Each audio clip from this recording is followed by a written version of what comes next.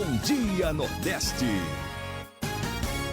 Tom Barros, Daniela Delavô. Verdinha FM, são 5 horas e 43 minutos. Verdinha 92.5, a rádio do meu, do seu coração. Anota aí, espalhe. Eita! Diário do Interior. Tá chegando o Vanderberg. O escritório técnico do IFAM, GICO, e a Secretaria Municipal de Desenvolvimento Econômico, Cultura e Turismo, GICO, realizaram ontem à noite o primeiro encontro do projeto Calçada Cultural.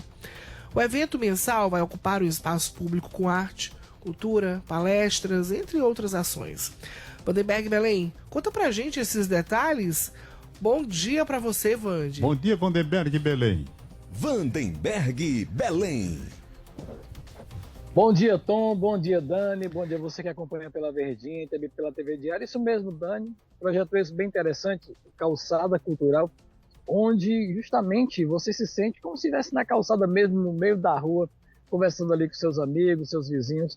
E a ideia do projeto é esse, trazer as pessoas, os moradores, mais para perto da cultura e da arte, dentro desse projeto, que ontem teve a primeira edição desenvolvida lá na Casa de Cultura Marinha Graça, no centro histórico ali de Icó, logo na Avenida Elide Sampaio, que é a principal, né, a rua da prefeitura, e aconteceu o encontro justamente na Rua do Meio, que é essa rua bem histórica lá, conhecida também como Rua dos Escravos, onde aconteceu esse encontro lá dessa primeira edição do Calçada Cultural, na rua General Piragibe, né, que é o nome oficial da Rua do Meio.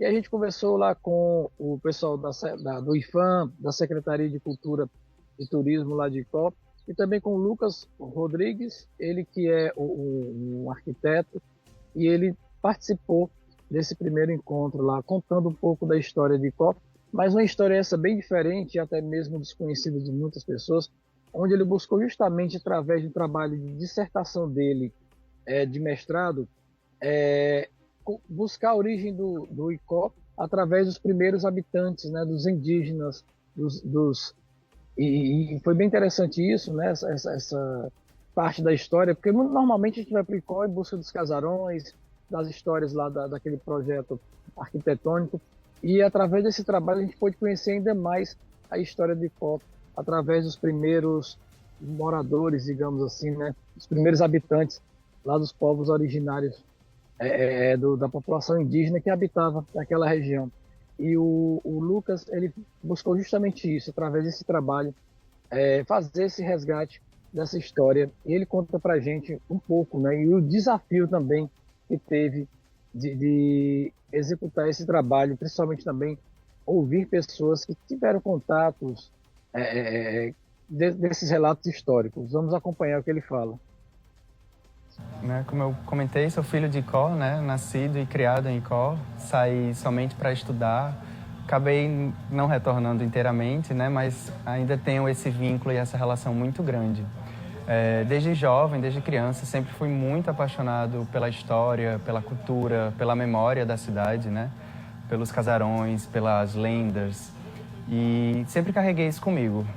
Dentro da construção, né, da graduação, sempre prezei pelos estudos, né, pelas pesquisas voltadas para cidades pequenas, cidades do interior, sempre tendo como foco Icó, né, como objeto de estudo.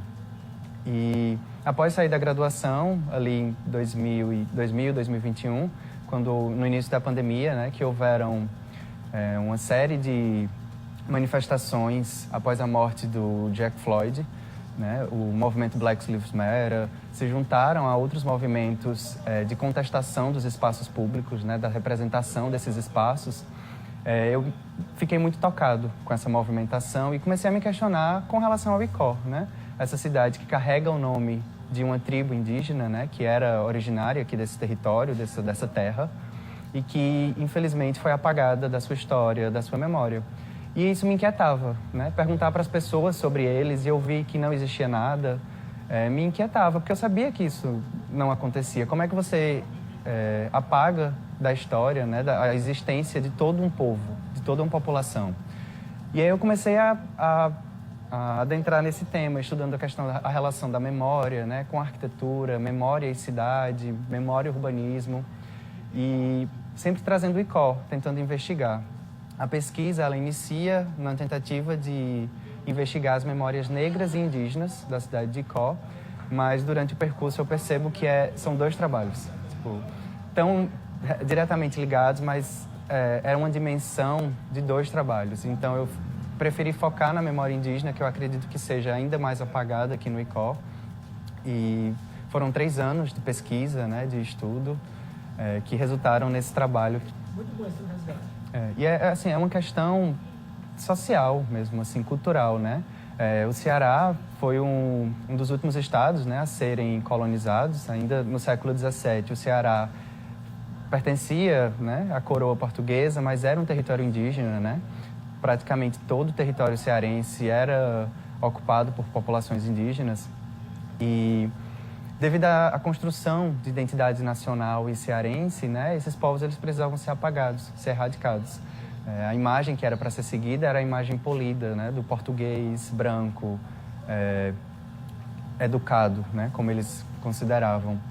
E isso acabou se disseminando dentro da vida dessas pessoas, né? Uma das formas de sobrevivência, que eu vou até falar um pouquinho mais, era a assimilação, era aceitar a negação da sua origem, da sua ancestralidade como forma de sobrevivência, né?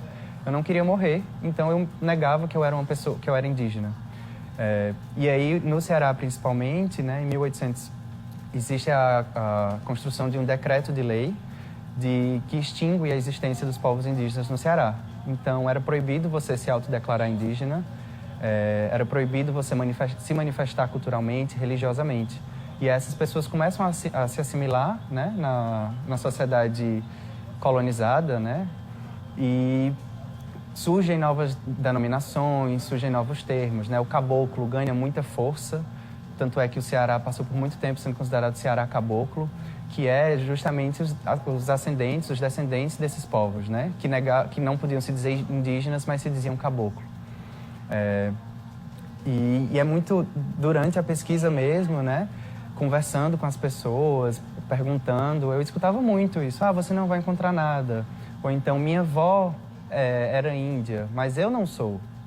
E como é que você é neto de uma pessoa, vem dela e deixa de ser o que ela é, sabe? Então, eu percebo que está muito enraizado na nossa cultura, né? Nesse discurso também, que não existe. As encanterias eu me deparo num trabalho de conclusão da minha especialização. Eu fiz um estudo sobre o Rio Salgado, a cidade de Icó e essas encanterias, trazendo para a tona a história da baleia adormecida como forma de chamar a atenção para a situação do nosso rio, né, do Rio Salgado, um rio que é abandonado, que sofre assoreamento, né, que é onde são jogados dejetos, enfim, um rio que hoje é um rio poluído. Não unicamente como uma lenda, como uma história, né, mas como parte da cultura desse povo que veio antes. Né? As encanterias são justamente essa manifestação religiosa, né, afro-ameríndia, que está muito presente no candomblé, está muito presente nessas manifestações religiosas de matrizes africanas, né? Fico muito grato por estar podendo falar na Rua do Meio, né? Essa rua que era a única rua onde as pessoas escravizadas podiam transitar sozinhas, uma rua que é de extrema importância para construção e para o desenvolvimento da nossa cidade, mas que está aqui espremida, né, quase que invisível, entre a Rua Grande, dos Casarões, e a Rua Larga da praça, onde ocorria o mercado da charque, do gado, e onde a gente tem as representações de poder, né, a Casa de Câmara e Cadeia, o teatro, as igrejas. E é muito simbólico, eu acho. É muito curioso você pensar nessa formação, né, nessa linha dessa rua, né, que se inicia nos fundos da Casa de Câmara e Cadeia e termina na Igreja do Rosário dos Pretos, né? É como se fossem os únicos o destino dessas pessoas, né? Ou você vai para o sagrado, ou você vai para a cadeia ser preso. Essa dissertação, ela surge muito pessoal, muito de um processo próprio, individual, de retomada, né? De entender que eu faço parte desse lugar, né? Que essa cidade é minha cidade também. E ele se apresenta em múltiplas linguagens, né?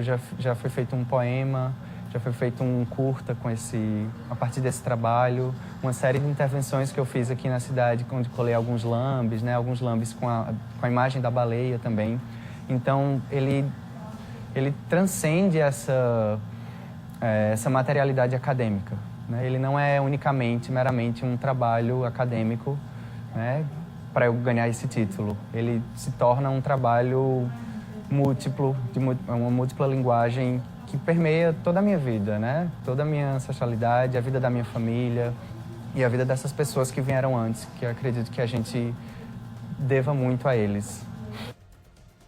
Pois essa parte das encanterias, né, são os encantados, aqueles seres, né, digamos assim, encantados que são encontrados justamente nas florestas, nas matas, e também essas lendas folclóricas também que acontecem muito nas cidades, como essa de Icó.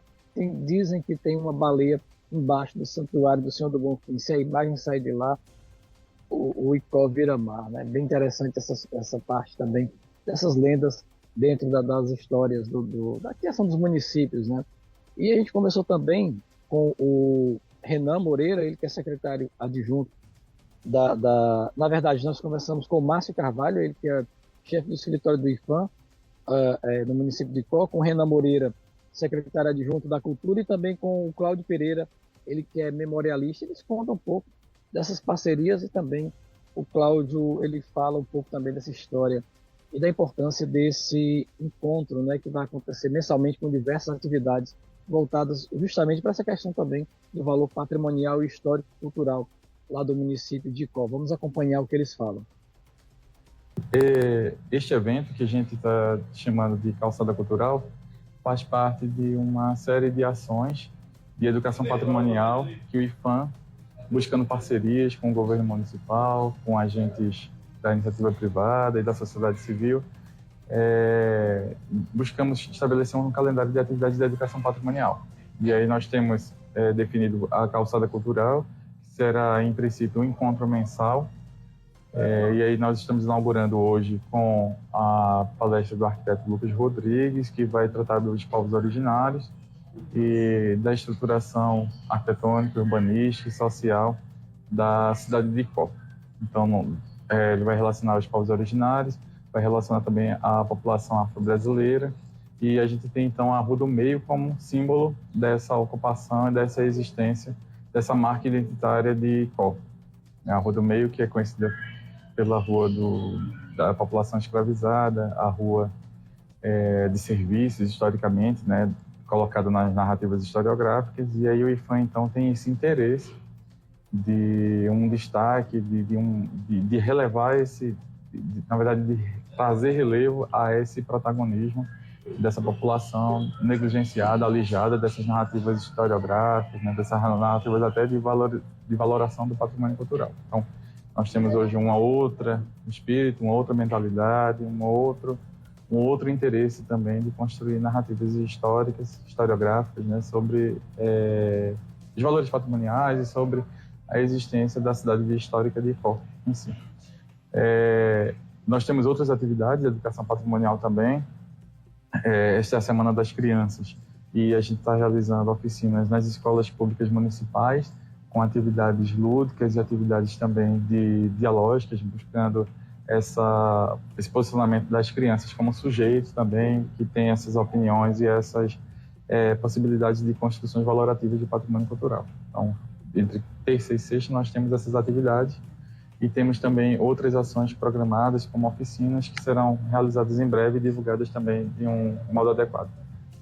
É um momento muito importante, né? O IFAM tem uma importância muito grande enquanto instituição aqui no nosso município, né? O Icó é um município que tem um sítio histórico tombado a nível nacional desde 1999, é a terceira cidade mais antiga do Ceará, tem o teatro mais antigo do Ceará. Então é importante a gente estreitar essas relações com o Instituto, né, do IFAM, que vem aqui fazendo essas parcerias, juntamente com a Secretaria de Cultura, mas também com a Secretaria de Educação, indo para dentro das escolas, conversando com nossas crianças sobre a importância de valorizar o nosso patrimônio histórico. Então a gente pretende cada vez mais fortalecer essas parcerias, realizar mais eventos desse tipo, porque a cultura e a história do Icó tem que ser valorizada. Um momento sublime de resgate que vai instigar nas pessoas um sentimento de pertencimento. Os povos originários, que são os nossos irmãos indígenas que deram vida a esse território, e que esse projeto, esse programa maravilhoso, que temos hoje a grata satisfação de receber como palestrante o nosso amigo Lucas Moreira, que é mestre em arquitetura e urbanismo, icoense, que está fazendo esse resgate e hoje disponibiliza para a sociedade esse trabalho magnífico que ele traz para toda a sociedade começar a entender como se deu toda a formalização do território icoense. E para ser o cenário seria melhor do que a Rua do Meio, né? Perfeitamente. Então, nós temos essa mistura. O cenário é magnífico e nessa rua que para muitos, durante muito tempo, era uma rua assim, de pessoas bem humildes, bem simples, é verídico isso, chamada Antiga Rua dos Escravos, Antiga Rua da Alegria, da Agonia, enfim, por vários fatores que a constituíram dessa forma. E hoje a gente disponibiliza esse espaço e dá oportunidade para a sociedade que mora nessa rua e em outras também virem participar, poder conhecer quão rica é a nossa história, os nossos antepassados constituíram e deixaram de legado para todos nós. Então, é a nossa identidade cultural, é o nosso sentimento de pertencimento que deve ser levado muito em consideração e as pessoas possam conhecer realmente, porque eu costumo dizer que nas nossas veias corre sangue indígena, europeu e africano. Então, essa mistura foi que nos constituiu e que faz com que hoje nós tenhamos esse sentimento de pertença bem aflorado, que as pessoas só passarão a valorizar e preservar se conhecer. E o momento é esse, é bem propício e a gente fica feliz demais pela oportunidade que está sendo disponibilizada hoje. Pois é, bem interessante esse projeto, essa primeira edição do Encontro na Calçada, né?